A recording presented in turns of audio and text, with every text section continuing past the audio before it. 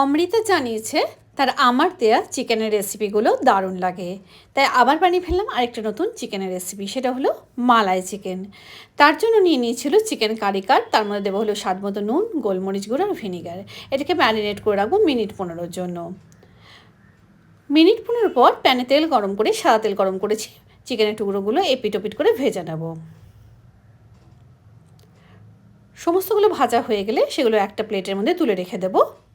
এবার পাত্রটা যেহেতু ছোটো, ওটাকে চেঞ্জ করে বড় কড়াই নিলাম, তেল আরেকটু অ্যাড করলাম, দিয়ে দিলাম রসুন কুচি, দিয়ে দিলাম হলো পেঁয়াজ কুচি। পেঁয়াজ আর রসুন ভাজা ভাজা হয়ে গেলে দেবো আদা আর কাঁচা লঙ্কা বাটা।